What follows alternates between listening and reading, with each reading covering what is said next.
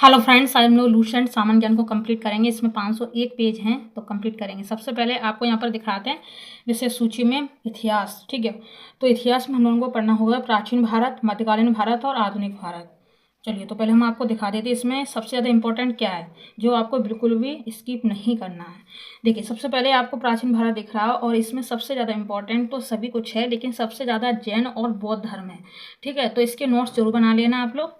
बाकी हम कंप्लीट कराएंगे यहाँ से। ठीक है, फिर यहाँ तक आपको छोड़ देंगे, फिर बाकी बात मध्यकालीन भारत, फिर आधुनिक भारत, इस प्रकार से। ठीक है, तो हम लोग पहले प्राचीन भारत कंप्लीट कर लेते हैं। चलिए, सभी सब्जेक्ट का हम कराएंगे इस चैनल पर। देखिए, इतिहास। भारत का इतिहास उत्तर में हिमालय से लेकर दक्षिण में समुद्र तक फैला है। यह उपमहाद्वीप भारतवर्ष के नाम से ज्ञात है, जिसे महाकाव्य तथा पुराणों में भारतवर्ष अर्थात भारत का देश तथा यहाँ के निवासियों को भारतीय अर्थात भारत की संतान कहा गया है। यूनानियों ने भारत को इंडिया तथा मध्यकालीन मुस्लिम इतिहासकारों ने हिंद अथवा हिंदुस्तान के नाम से संबोधित किया है। भारतीय इतिहास को अध्ययन की सुविधा के लिए 3 भागों में बांटा गया है: प्राचीन भारत, मध्यकालीन भारत और आधुनिक भारत में। ठीक है, देखिए, प्राचीन भारत। प्राचीन भारतीय इतिहास के स्रोत। प्राचीन भारतीय इतिहास के विषय में जानकारी मुख्यतः 4 स्रोतों से प्राप्त होती है। कौन कौन सा? धर्म ग्रंथ, ऐतिहासिक ग्रंथ, विदेशियों का विवरण और पुरातत्व संबंधी साक्ष्य। धर्म ग्रंथ एवं ऐतिहासिक ग्रंथ से मिलने वाली महत्वपूर्ण जानकारी। देखिए, भारत का सर्व प्राचीन धर्म ग्रंथ वेद है, जिसके संकलनकर्ता महर्षि कृष्ण द्वापर वेदव्यास को माना जाता है। वेद 4 होते हैं: ऋग्वेद, यजुर्वेद, सामवेद और अथर्ववेद। ठीक है, वेद कितने होते हैं? 4 होते हैं फ्रेंड्स। अब एक एक करके सभी वेदों को जान लेते हैं। देखिए, ऋचाओं सबसे पहले नंबर 1 पे आ जाएगा ऋग्वेद। ठीक है, और ऋग्वेद में आपको यहाँ पर दिख रहा होगा ऋचाओं के क्रमबद्ध ज्ञान को के संग्रह को। ठीक है, ऋचाओं के क्रमबद्ध ज्ञान के संग्रह को ऋग्वेद कहा जाता है। इसमें 10 मंडल होते हैं। कितने मंडल होते हैं? 10 मंडल होते हैं। 1028 सूक्त, वाल खिल पाठ के 11 सूक्त सहित एवं 10,462 ऋचाएँ हैं। इस वेद के ऋचाओं को पढ़ने वाले ऋषि को होर्त कहते हैं। क्या कहते हैं? होर्त कहते हैं। इस प्रकार से लिखा आएगा। ठीक है, होर्त। एक मिनट, इस प्रकार से होर्त कहते हैं। ठीक है, इस वेद से आर्य की राजनीतिक प्रणाली एवं इतिहास के बारे में जानकारी मिलती है। विश्वामित्र द्वारा रचित ऋग्वेद के 3रे मंडल में सूर्य देवता सावित्री को समर्पित प्रसिद्ध गायत्री मंत्र है। इसके 9वें मंडल में देवता सोम का उल्लेख है। इसके 8वें मंडल की हस्तलिखित ऋचाओं को खिल कहा जाता है। चतुष्वर्ण समाज की कल्पना का आदि स्रोत ऋग्वेद के 10वें मंडल में वर्णित पुरुष सूक्त से है, जिसके अनुसार 4 वर्ण ब्राह्मण, क्षत्रिय, वैश्य तथा शूद्र आदि पुरुष ब्रह्मा के क्रम से मुख्य, भुजा, जंगा और चरणों से उत्पन्न हुए हैं। नोट यहाँ पर देखिए, धर्म सूत्र 4 प्रमुख जातियों की स्थिति में व्यवसाय, दायित्व, कर्तव्य तथा विशेषाधिकारों में स्पष्ट भेद करता है। 52 अवतार के 3 पगों के आख्यान का प्राचीनतम स्रोत ऋग्वेद है। ऋग्वेद में इंद्र के लिए 250 तथा अग्नि के लिए 200 ऋचाओं की रचना की गई है। नोट, प्राचीन इतिहास के साधन के रूप में वैदिक साहित्य में ऋग्वेद के बाद शतपथ ब्राह्मण का स्थान है। यजुर्वेद देखिए, अब नेक्स्ट आ जाता है यजुर्वेद। देखिए, शाश्वत पाठ के लिए मंत्रों तथा बलि के समय अनुपालन के लिए नियमों का संकलन यजुर्वेद कहलाता है। इसके पाठकर्ता को अथर्वयु कहते हैं। यह एक ऐसा वेद है जो गद्य एवं पद दोनों में ही है। आगे देखिए, सामवेद। यह गाई जा सकने वाली ऋचाओं का संकलन है। इसके पाठकर्ता को उदार्त कहते हैं। इसे भारतीय संगीत का जनक भी कहा जाता है। किससे? सामवेद। अथर्ववेद देखिए, अथर्वा ऋषि द्वारा रचित इस वेद में रोग निवारण, तंत्र मंत्र, जादू टोना, सांप का वशीकरण, आशीर्वाद, स्तुति, प्रायश्चित, औषधि, अनुसंधान, विवाह, प्रेम, राजकर्म, मातृभूमि, ठीक है, महात्म्य आदि विविध विषयों से संबंध, मंत्र तथा सामान्य मनुष्यों के विचारों, विश्वासों, अंधविश्वासों इत्यादि का वर्णन है। किसमें? अथर्ववेद में। इसमें सभा एवं सम्मति को प्रजापति की 2 पुत्रियां कहा गया है। इसमें सभा एवं सम्मति को प्रजापति की 2 पुत्रियां कहा गया है। सबसे प्राचीन वेद ऋग्वेद, सबसे बाद का वेद अथर्ववेद है। कौन सा? अथर्ववेद। वेदों को भली भांति समझने के लिए 6 वेदांगों की रचना हुई है: शिक्षा, ज्योतिष, कल्प, व्याकरण, निरुक्त तथा छंद। ठीक है, भारतीय ऐतिहासिक कथाओं का सबसे अच्छा क्रमबद्ध विवरण पुराणों में मिलता है। इसके रचयिता लोमहर्ष अथवा इनके पुत्र उग्रश्रवा माने जाते हैं। इनकी संख्या 18 है, जिनमें से केवल 5 मत्स्य, वायु, विष्णु, ब्राह्मण एवं भागवत में ही राजाओं की वंशावली पाई जाती है। इधर आप लोग इधर देख सकते हैं, पुराण एक तरफ और एक तरफ है संबंधित वंश। देखिए, विष्णु पुराण से मौर्य वंश, मत्स्य पुराण से आंध्र सातवाहन वंश, वायु पुराण से गुप्त वंश। ठीक है, आगे देखिए, ब्राह्मण एवं भागवत में ही राजाओं की वंशावली पाई जाती है, मैंने इतना बताया। नोट में आप लिखना, पुराणों में मत्स्य पुराण सबसे प्राचीन एवं प्रामाणिक है।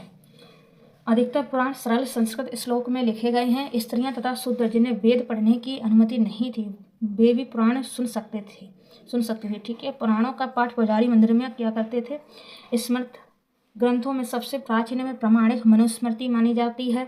यह शुंग काल का मानक ग्रंथ है। नारद स्मृति गुप्त युग के विषय में जानकारी प्रदान करता है। जातक एवं बुद्ध की पूर्व जन्म की कहानियां वर्णित हैं। हीनयान एवं प्रमुख ग्रंथ कथा वस्तु है, जिसमें महात्मा बुद्ध का जीवन चरित अनेक कथानकों के साथ वर्णित है। जैन साहित्य को आगम कहा जाता है। जैन धर्म का प्रारंभिक इतिहास कल्पसूत्र से ज्ञात होता है। जैन ग्रंथ भगवती सूत्र में महावीर के जीवन कृत्यों तथा अन्य समकालिकों के साथ उनके संबंध का विवरण मिलता है। अर्थशास्त्र के लेखक चाणक्य, कौटिल्य या विष्णुगुप्त भी कहते हैं। ठीक है, यह 15 अधिकरणों एवं 180 प्रकरणों में विभाजित है। क्या? अर्थशास्त्र। ठीक है, अर्थशास्त्र। ठीक है, इससे मौर्यकालीन इतिहास की जानकारी प्राप्त होती है। संस्कृत इतिहास में ऐतिहासिक घटनाओं को क्रमबद्ध लिखने का सर्वोत्तम प्रयास कलहड़ के द्वारा किया गया। कलहड़ द्वारा रचित पुस्तक राजतरंगिणी है, जिसका संबंध कश्मीर के इतिहास से है। अरबों की सिंध विजय का वृत्तांत चचनामा, लेखक हैं अली अहमद। ठीक है, में सुरक्षित है। अरबों की सिंध विजय का वृत्तांत चचनामा, और जिसके लेखक कौन है? चचनामा के अली अहमद। ठीक है, देखिए, अष्टाध्यायी संस्कृत भाषा व्याकरण की प्रथम पुस्तक है। क्या है? अष्टाध्यायी है। ठीक है, के लेखक कौन है? अष्टाध्यायी के लेखक कौन है? पाणिनि है। ठीक है, इससे मौर्य के पहले का इतिहास, मौर्य युगीन राजनीतिक अवस्था की जानकारी प्राप्त होती है। कात्यायन की गार्गी संहिता एक ज्योतिष ग्रंथ है। कात्यायन की गार्गी संहिता क्या? एक ज्योतिष ग्रंथ है। फिर भी इसमें भारत पर होने वाले यमन आक्रमण का उल्लेख मिलता है।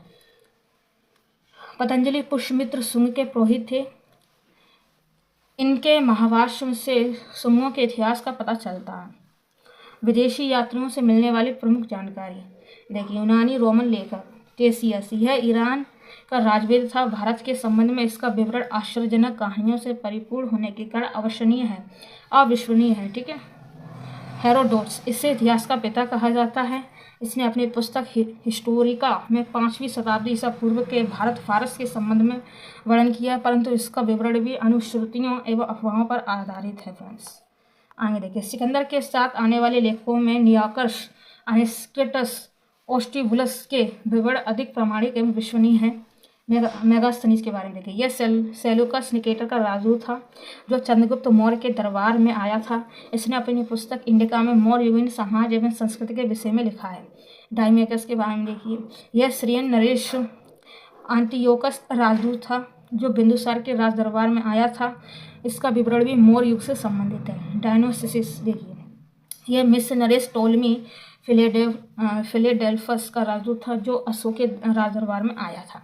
आगे देखिए, टोलमी, इसने 2री शताब्दी में भारत का भूगोल नामक पुस्तक लिखी। भारत का भूगोल। ठीक है, टोलमी ने। आगे देखिए, प्लिनी, इसने प्रथम शताब्दी में नेचुरल हिस्ट्री नामक पुस्तक लिखी। इसमें भारतीय पशुओं, पेड़ पौधों, खनिज पदार्थों आदि के बारे में वर्णन मिलता है। पेरिपल्स ऑफ द इरिथिनसी, इस पुस्तक के लेखक के बारे में जानकारी नहीं है। यह लेखक करीब 80 ईस्वी में हिंद महासागर की यात्रा पर आया था। इसने उस समय के भारत के बंदरगाहों तथा व्यापारिक वस्तुओं के बारे में जानकारी दी। चीनी लेखक देखिए, फाहियान, यह चीनी यात्री गुप्त नरेश चंद्रगुप्त द्वितीय के दरबार में आया था। इसने अपने विवरण में मध्य प्रदेश के समाज एवं संस्कृति के बारे में वर्णन किया। इसने मध्य प्रदेश की जनता को सुखी एवं समृद्ध बताया। संयुगन, यह 518 में भारत आया। इसने अपने 3 वर्षों की यात्रा में बौद्ध धर्म की प्राप्तियाँ एकत्रित की। वैनसांग, यह हर्षवर्धन के शासनकाल में भारत आया था। वैनसांग 629 ईस्वी में चीन से भारतवर्ष के लिए प्रस्थान किया और लगभग 1 वर्ष की यात्रा के बाद सर्वप्रथम वह भारतीय राज्य कपिशा पहुंचा। भारत में 15 वर्षों तक ठहरकर 645 ईस्वी में चीन लौट गया। यह बिहार में नालंदा जिला स्थित नालंदा विश्वविद्यालय में अध्ययन करने तथा भारत से बौद्ध ग्रंथों को एकत्र कर ले जाने के लिए आया था। इसका भ्रमण वृत्तांत शिवकी नाम से प्रसिद्ध है, जिसमें 338 देशों का विवरण मिलता है। इसने हर्षकालीन समाज, धर्म तथा राजनीति के बारे में वर्णन किया। इसके अनुसार सिंध का राजा शूद्र था। नोट में लिखना पड़ेगा, हुएनसांग के अध्ययन के समय नालंदा विश्वविद्यालय के कुलपति आचार्य शीलभद्र थे। ठीक है, देखिए यह 7वीं शताब्दी के अंत में भारत आया।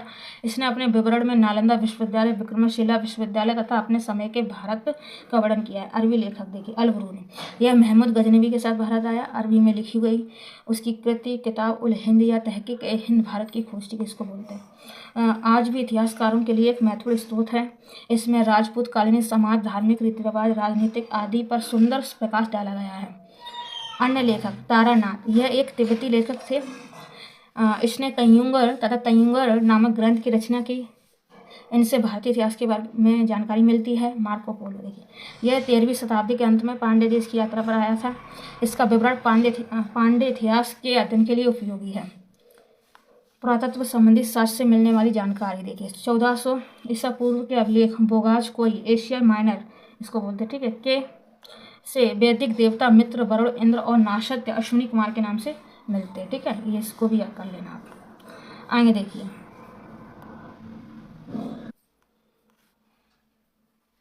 मध्य भारत में भागवत धर्म विकसित होने का प्रमाण यमन राजदूत होलियोडोरस की बेशा विदिशा गरुड़ स्तंभ लेख से प्राप्त होता है। ठीक है, सर्वप्रथम भारतवर्ष का जिक्र हाथी गुफा अभिलेख में है सर्वप्रथम। ठीक है, सर्वप्रथम दुर्भिक्ष का जानकारी देने वाला अभिलेख सोहगोरा अभिलेख है। सर्वप्रथम भारत पर होने वाले हुड़ आक्रमण की जानकारी भीतरी स्तंभ लेख से प्राप्त होती है। सती प्रथा का पहला लिखित साक्ष्य एरड़ अभिलेख शासक भानुगुप्त से प्राप्त होते हैं। ठीक है, और इधर देखिए, और यहाँ पर रेशम बुनकर की श्रेणियों की जानकारी मंदसौर अभिलेख से प्राप्त होती है। नोट में हम इसको बाद में कराएंगे, पहले इसको देख लेते हैं। महत्वपूर्ण अभिलेख और, ठीक है, इसमें अभिलेख और एक तरफ है शासक। तो हाथी गुफा अभिलेख तिथि रहित अभिलेख है। ठीक है, ये पॉइंट याद कर लेना। किसके शासक में? कलिंग राजा खागे लिखा है। ठीक है, तो ये हो गया। जूनागढ़ गिरनार अभिलेख रुद्रदमन। नासिक अभिलेख गौतमी वलश्री। प्रयाग स्तंभ लेख समुद्रगुप्त। ऐहोल अभिलेख पुलकेशन द्वितीय ऐहोल अभिलेख। मंदसौर अभिलेख मंदसौर मालवा नरेश यशोधवर्मन। ठीक है, ग्वालियर अभिलेख में कौन से शासक? प्रतिहार नरेश भोज। भीतरी एवं जूनागढ़ अभिलेख में स्कंदगुप्त। देवपाड़ा अभिलेख बंगाल शासक विजय सेन। ठीक है, तो इस प्रकार से सभी अभिलेखों का स्क्रीनशॉट लेकर आप इसको नोट करके याद करें। आगे देखिए, नोट में अभिलेखों का अध्ययन इपिग्राफी कहलाता है। अभिलेखों का अध्ययन क्या कहलाता है? इपिग्राफी। कश्मीरी नवपाषाणी पुरास्थल बुर्ज होम से गर्तावास गड्ढा घर का साक्ष्य मिला। इनमें उतरने के लिए सीढ़ियाँ होती हैं। प्राचीनतम सिक्कों को आहा सिक्के कहा जाता है। इसी को साहित्य में काशापड़ कहा गया है। ठीक है, सर्वप्रथम सिक्कों पर लेख लिखने का कार्य यमन शासकों ने किया। समुद्रगुप्त की बीड़ा बजाती हुई मुद्रा वाले सिक्के से उसके संगीत प्रेमी होने का प्रमाण मिलता है। अरिखमेणु पुंडुचेरी के निकट से रोमन सिक्के प्राप्त हुए हैं। प्रागैतिहासिक काल देखिए, जिस काल में मनुष्य ने घटनाओं का कोई लिखित विवरण उद्धृत नहीं किया उसे प्रागैतिहासिक काल कहते हैं। मानव विकास के उस काल को इतिहास कहा जाता है जिसका विवरण लिखित रूप में उपलब्ध होता है। आदि ऐतिहासिक काल उस काल को कहते हैं जिस काल में लेखन कला के प्रचलन के बाद उपलब्ध लेख पढ़े नहीं जा सके। ज्ञानी मानव होमो सैपियंस, ठीक है, का प्रवेश इस धरती पर आज से लगभग 30 या 40 हजार वर्ष पूर्व हुआ। पूर्व पाषाण युग के मानव की जीविका का मुख्य आधार था शिकार। आग का आविष्कार पुरापाषाण काल एवं पहिए का नवपाषाण में हुआ। मनुष्य में स्थायी निवास की प्रवृत्ति नवपाषाण में हुई तथा उसने सबसे पहले कुत्ता को पालतू बनाया। मनुष्य ने सर्वप्रथम ताम्र धातु का प्रयोग तथा उसके द्वारा बनाए जाने वाला प्रथम औजार कुल्हाड़ी प्राप्ति स्थल अतिरिपक्कम से मिला। ठीक है, कुल्हाड़ी कहाँ से मिला? अतिरिपक्कम से। ठीक है, कृषि का आविष्कार नवपाषाण काल में हुआ। प्रागैतिहासिक अन्न उत्पादक स्थल मेहरगढ़ पश्चिमी बलूचिस्तान में अवस्थित है। मेहरगढ़, ठीक है। कृषि के लिए अपनाई गई सबसे प्राचीन फसल गेहूँ एवं जौ थी, ठीक है। पल्लवरम नामक स्थान पर प्रथम भारतीय पाषाण कलाकृति की खोज हुई। भारत में पूर्व प्रस्तोत्तर युग के अधिकांश औजार स्फटिक पत्थर के बने हुए थे, ठीक है। भारत का सबसे प्राचीन नगर मोहनजोदड़ो था, सिंधी भाषा में, जिसका अर्थ होता मृतकों का टीला। सिंधु सभ्यता देखिए, very very important. Radio carbon C14 जैसी नवीन विश्लेषण पद्धति के द्वारा सिंधु सभ्यता की सर्वमान्य तिथि 2350 ईसा पूर्व से 1750 ईसा पूर्व मानी गई है। सिंधु सभ्यता की खोज राय बहादुर दयाराम साहनी ने की। सिंधु सभ्यता को प्रागैतिहासिक अथवा काश युग में रखा जा सकता है। इस सभ्यता के प्रमुख निवासी द्रविड़ एवं भूमध्य सागरी थे। सिंधु सभ्यता के सर्वाधिक पश्चिमी पुरास्थल सुतकांगेडोर बलूचिस्तान, पूर्वी पुरास्थल आलमगीरपुर जिला मेरठ उत्तर प्रदेश, ठीक है। उत्तरी पुरास्थल मादा जिला अखनूर जम्मू कश्मीर में, ठीक है। दक्षिणी पुरास्थल जिला अहमदनगर महाराष्ट्र में, ठीक है। तो इस प्रकार से आप कर लेंगे। सिंधु सभ्यता या सैदव सभ्यता नगरीय सभ्यता थी। सैदव सभ्यता से प्राप्त परिपक्व अवस्था वाले स्थलों में केवल छह को ही बड़े नगर की संज्ञा दी गई, ठीक है। ये मोहनजोदड़ो, हड़प्पा, गढ़वारीवाला और धोलावीरा, राखीगढ़ी एवं कालीबंगन है। स्वतंत्रता प्राप्ति के पश्चात हड़प्पा संस्कृति के सर्वाधिक स्थल गुजरात में खोजे गए। लोथल एवं सुतकोतदा सिंधु सभ्यता का बंदरगाह था, ठीक है। जुते हुए खेत और नकाशीदार ईंटों के प्रयोग का साक्ष्य कालीबंगन से प्राप्त हुआ। कहाँ से? कालीबंगन से। मोहनजोदड़ो से प्राप्त अन्नागार संभवतः सैदव सभ्यता की सबसे बड़ी इमारत है। मोहनजोदड़ो से प्राप्त बृहत स्नानागार, ठीक है। बृहत स्नानागार एक प्रमुख स्मारक है, जिसके मध्य स्थित स्नानकुंड 11.88 मीटर लंबा, 7.01 मीटर चौड़ा एवं 243 मीटर गहरा। अग्निकुंड लोथल एवं कालीबंगन से प्राप्त हुए हैं। कहाँ से? अग्निकुंड कहाँ से प्राप्त हुए? लोथल एवं कालीबंगन से। मोहनजोदड़ो से प्राप्त एक शील पर 3 मुख वाले देवता पशुपतिनाथ की मूर्ति मिली है। इनके चारों ओर हाथी, गेड़ा, चीता एवं भैंसा विराजमान है। मोहनजोदड़ो से नर की एक काष्ठ मूर्ति मिली है। हड़प्पा की मोहरों पर सबसे अधिक एक श्रृंगी पशु का अंकन मिलता है। मनके बनाने के कारखाने लोथल एवं चंदहुणों में मिले हैं। सिंधु सभ्यता की लिपि भाव चित्रात्मक थी, ठीक है। यह लिपि दाईं से बाईं ओर लिखी जाती थी। जब अभिलेख एक से अधिक पंक्तियों का होता था तो पहली पंक्ति दाईं और बाईं और दूसरी बाईं से दाईं ओर लिखी जाती थी। सिंधु सभ्यता के लोगों ने नगरों तथा घरों के विन्यास के लिए ग्रीड पद्धति अपनाई। घरों के दरवाजे और खिड़कियां सड़क की ओर न खुलकर पिछवाड़े की ओर खुलते थे। केवल लोथल नगर के घरों के दरवाजे मुख्य सड़क की ओर खुलते थे। सिंधु सभ्यता में मुख्य फसल गेहूं और जौ थी। सैदववासी मिठास के लिए शहद का प्रयोग करते थे। रंगपुर एवं लोथल से चावल के दाने मिले हैं, जिनसे धान की खेती होने का प्रमाण मिला है। चावल के प्रथम साक्ष्य लोथल से ही प्राप्त हुए हैं। सुरकोतदा, कालीबंगन एवं लोथल से सैदवकालीन घोड़े के 80 पंजर मिले हैं। तिल की इकाई संभवतः 16 के अनुपात में थी। सैदव सभ्यता के लोग यातायात के लिए 2 पहियों एवं 4 पहियों वाली बैलगाड़ी या भैंसा गाड़ी का प्रयोग करते थे। इस प्रकार से। और यहाँ पर कुछ और देख लेते हैं। सिंधु काल में विदेशी व्यापार देखिए। आयातित वस्तुएं और प्रदेश में यहाँ पर आप देख सकते हैं, ठीक है। पेन थोड़ा छोटा करना पड़ेगा। देखिए, तांबा खेतड़ी बलूचिस्तान ओमान से, ठीक है। चांदी अफगानिस्तान ईरान से। सोना कर्नाटक अफगानिस्तान ईरान से। टीन अफगानिस्तान ईरान से। गोमेद सौराष्ट्र से, ठीक है। लाजवर्द मेसोपोटामिया से। शीशा ईरान से, ठीक है। शीशा ईरान से। इस प्रकार से आप अपने नोट बना सकते हैं। देखिए, मेसोपोटामिया के अभिलेखों में बड़ित मेलहुआ शब्द का अभिप्राय सिंधु सभ्यता से ही है, ठीक है। संभवतः हड़प्पा संस्कृति का शासन वणित वर्ग के हाथों में था। ठीक है। पिंगट ने हड़प्पा एवं मोहनजोदड़ो को एक विस्तृत साम्राज्य की जुड़वा राजधानी कहा। सिंधु सभ्यता के लोग धरती को उर्वरता की देवी मानकर उसकी पूजा करते थे। वृक्ष पूजा एवं शिव पूजा के प्रचलन के साक्ष्य भी सिंधु सभ्यता से मिलते हैं। स्वस्तिक चिन्ह संभवतः हड़प्पा सभ्यता की देन है। इस चिन्ह से सूर्योपासना का अनुमान लगाया जाता है। सिंधु घाटी के नगरों में किसी भी मंदिर के अवशेष नहीं मिले हैं। सिंधु सभ्यता में माता देवी की उपासना सर्वाधिक प्रचलित थी। पशुओं में कुबड़ वाला शरण इस सभ्यता के लोगों के लिए विशेष पूजनीय था। स्तरीय मृण मूर्तियाँ, मिट्टी की मूर्तियाँ अधिक मिलने से ऐसा अनुमान लगाया जाता है कि सैंधव समाज मात्र सकारात्मक था। सैंधव समाज कैसा था? मात्र सकारात्मक, ठीक है, मात्र सकारात्मक, ठीक है। सैंधववासी क्षत्रिय एवं ऊनी वस्त्रों का प्रयोग करते थे। मनोरंजन के लिए सैंधववासी मछली पकड़ना, शिकार करना, पशु पक्षियों को आपस में लड़ाना, चौपड़ और पासा खेलना आदि साधनों का प्रयोग करते थे। सिंधु सभ्यता के लोग काले रंग से डिजाइन किए हुए लाल मिट्टी के बर्तन बनाते थे। सिंधु घाटी के लोग तलवार से परिचित नहीं थे। कालीबंगन एकमात्र हड़प्पा-कालीन स्थल था जिसका निचला शहर सामान्य लोगों के रहने हेतु भी किले से घिरा हुआ था, ठीक है। पर्दा प्रथा एवं वेश्यावृत्ति सैंधव सभ्यता में प्रचलित थी। शवों को जलाने एवं गढ़ने यानी दोनों प्रथाएं प्रचलित थी। हड़प्पा में शवों को दफनाने जबकि मोहनजोदड़ो में जलाने की प्रथा विद्यमान थी। लोथल एवं कालीबंगा में युग्म समाधि मिली है। सैंधव सभ्यता के विनाश का संभवतः सबसे प्रभावी कारण बाढ़ था। आग में पकी हुई मिट्टी को टेराकोटा कहा जाता था, ठीक है। आएंगे सैंधव सभ्यता के प्रमुख स्थल नदी उत्खननकर्ता एवं वर्तमान स्थिति देखेंगे।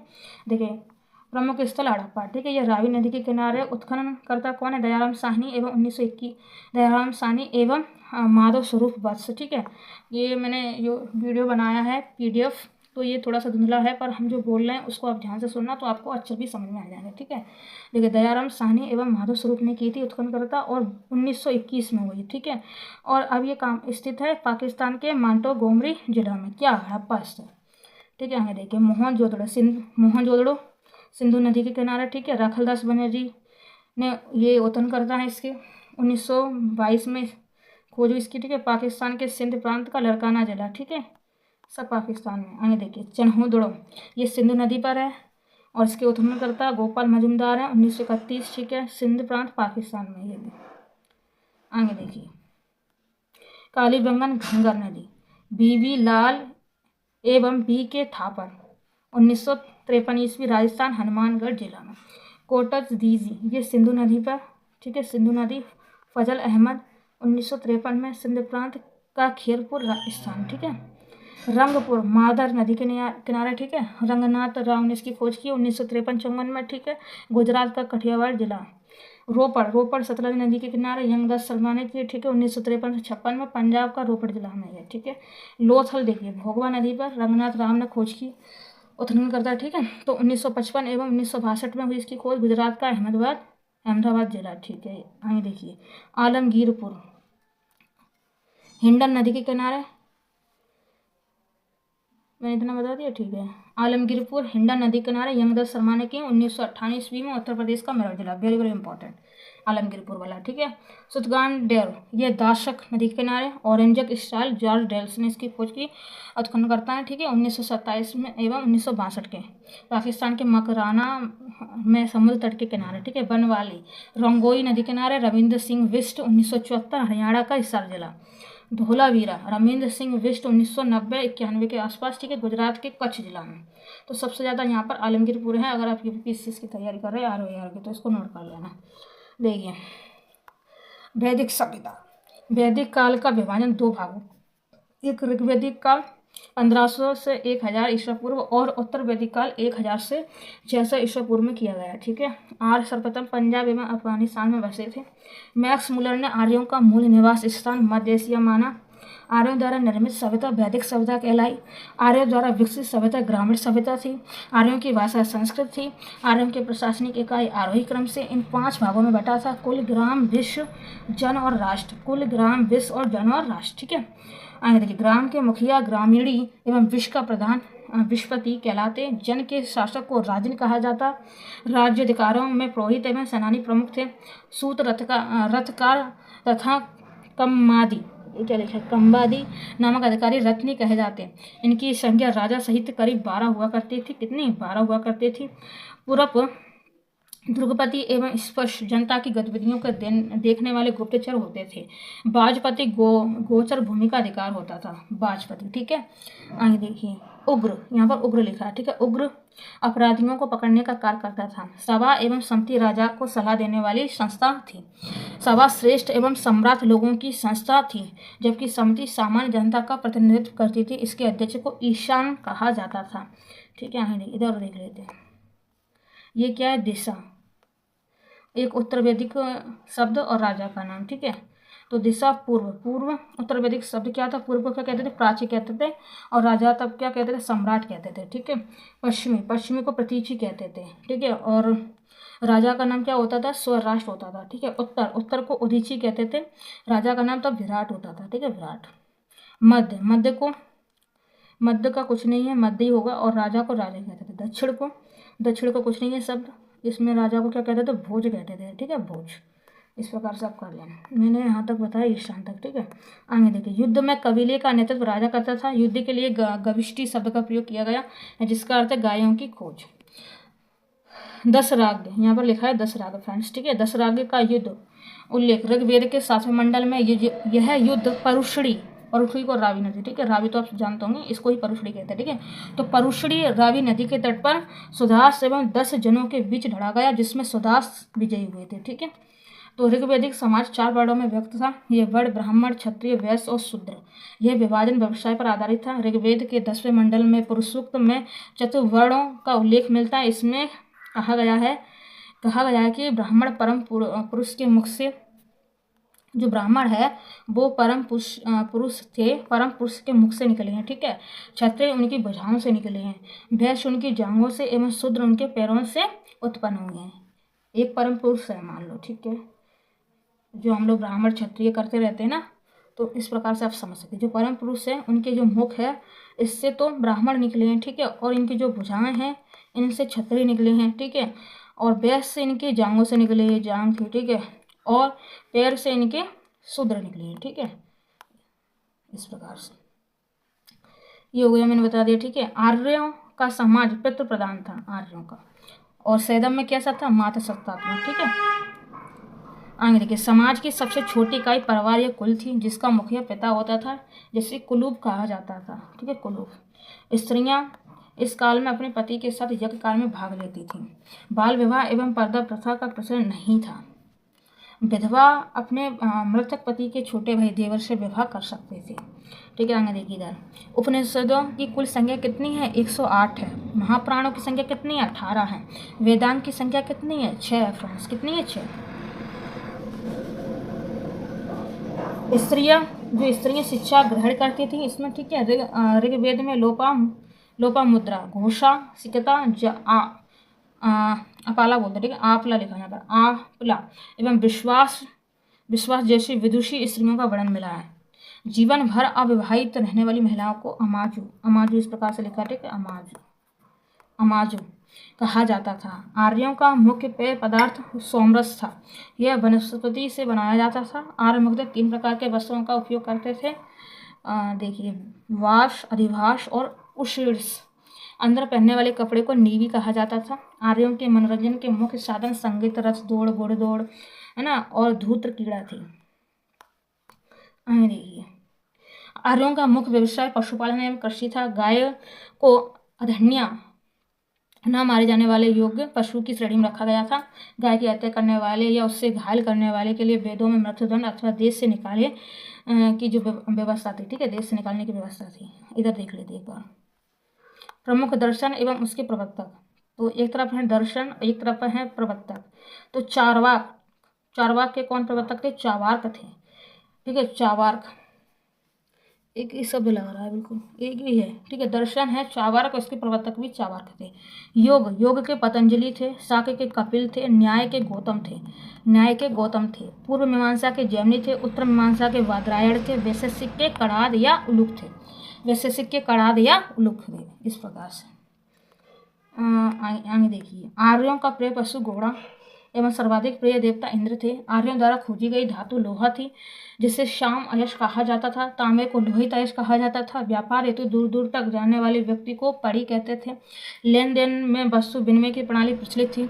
ऋण देकर ब्याज देने वाले व्यक्ति को बैंक नोट, सूदखोर कहा जाता था, ठीक है। मनुष्य एवं देवता के बीच मध्यस्थ की भूमिका निभाने वाले देवता के रूप में अग्नि की पूजा की जाती थी। ऋग्वेद में उल्लेखित सभी नदियों में सरस्वती सबसे महत्वपूर्ण तथा पवित्र मानी जाती थी। ऋग्वेद में गंगा और यमुना का उल्लेख सिर्फ एक बार हुआ है। उत्तर वैदिक काल में इंद्र के स्थान पर प्रजापति सर्वाधिक प्रिय देवता हो गए हैं। उत्तर वैदिक काल में राजा के राज्याभिषेक के समय राजसूय यज्ञ का अनुष्ठान किया जाता था। उत्तर वैदिक काल में वर्ण व्यवसाय की बजाय जन्म के आधार पर निर्धारित होने लगे थे। उत्तर वैदिक काल में हल को सिरा और हल रेखा को सीता कहा जाता था। उत्तर वैदिक काल में निष्क और शतमान मुद्राओं की इकाइयाँ थीं, लेकिन इस काल में किसी खास भार, आकृति और मूल्य के सिक्कों के चलन का कोई प्रमाण नहीं मिलता है। शाक्य दर्शन भारत के सभी दर्शन में सबसे प्राचीन दर्शन है, ठीक है। इसके अनुसार मूल तत्व 25 हैं, जिनमें प्रकृति पहला तत्व। प्रकृति कौन सा पहला तत्व है? सत्यमेव जयते मुंडकोपनिषद से लिया गया। इसी उपनिषद में यज्ञ की तुलना टूटी नाव से की गई है। गायत्री मंत्र सवित्र नामक देवता को संबोधित है, जिसका संबंध ऋग्वेद से है। उत्तर वैदिक काल में कौशाम्बी नगर में प्रथम बार पक्की ईंटों का प्रयोग किया गया। महाकाव्य दो हैं, महाभारत और रामायण। महाभारत का पुराना नाम जय संहिता है। यह विश्व का सबसे बड़ा महाकाव्य। गोत्र नामक संस्था का जन्म उत्तर वैदिक काल में हुआ, ठीक है। गोत्र क्या ऋग्वेदिक देवता और संबंधित से संबंधित, ठीक है। देवता और संबंधी ही। इंद्र का क्या है? देखिए, इंद्र को युद्ध का नेता एवं वर्षा का देवता कहते हैं। अग्नि को देवता एवं मनुष्य के बीच मध्यस्थ कहते हैं। वरुण पृथ्वी एवं सूर्य के निर्माता, समुद्र का देवता, विश्व के नियामक एवं शासक, सत्य का प्रतीक, ऋतु परिवर्तन एवं दिन रात का कर्ता। कौन था? वरुण थे, ठीक है। धो आकाश का देवता, सबसे प्राचीन, ठीक है। आकाश का देवता धो। आगे देखिए, सोम वनस्पति का देवता, उषा प्रगति एवं उत्थान का देवता, अश्विनी विपत्तियों का हरने वाला देवता, पूषण पशुओं का देवता, विष्णु विश्व के संरक्षक एवं पालनकर्ता, मरुत आंधी तूफान का देवता, ठीक है, मरुत। आगे देखिए, महाजनपदों का उदय। बुद्ध के जन्म के पूर्व छठी शताब्दी ईसा पूर्व में भारतवर्ष 16 जनपदों में बटा हुआ था। इसकी जानकारी हमें बौद्ध ग्रंथ अंगुत्तर निकाय से मिलती है।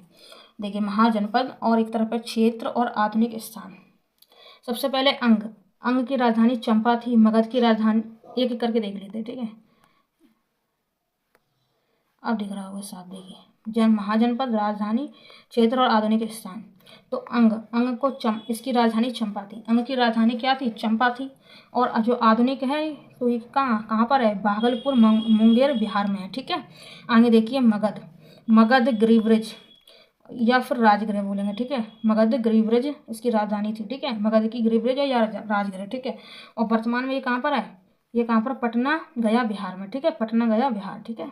आगे देखिए, काशी तो आप जानते हैं, वाराणसी राजधानी, ठीक है। अब ये वाराणसी के आसपास उत्तर प्रदेश, ठीक है। ये वश कौशाम्बी, ठीक है। राजधानी क्या थी? कौशाम्बी, इलाहाबाद के आसपास उत्तर प्रदेश, ठीक है।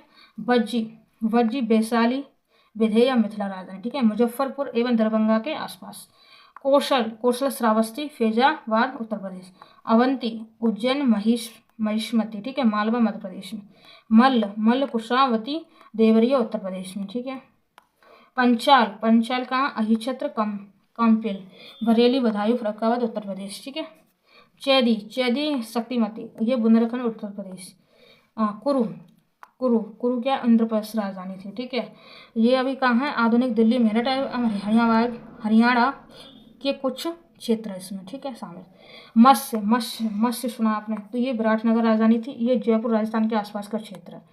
कंबोज हाटक राजधानी थी। राजौरी एवं हजारा क्षेत्र उत्तर प्रदेश में। सूरसेन मथुरा राजधानी थी, मथुरा उत्तर प्रदेश, ठीक है, जो है वो है। अस्मक पोटली पोतन ये गोदावरी नदी क्षेत्र, भारत का एकमात्र जनपद, ठीक है। गांधार ये तक्षशिला, ठीक है, राजधानी थी तक्षशिला। और ये रावलपिंडी, पेशावर, पाकिस्तान में।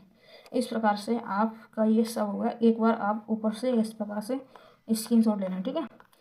अब हम लोग आ जाएंगे जैन धर्म पर। जैन धर्म कल करेंगे, ठीक है। आपको ये क्लास कैसे लगी कमेंट्स बॉक्स में जरूर बताना। धन्यवाद, जय हिंद।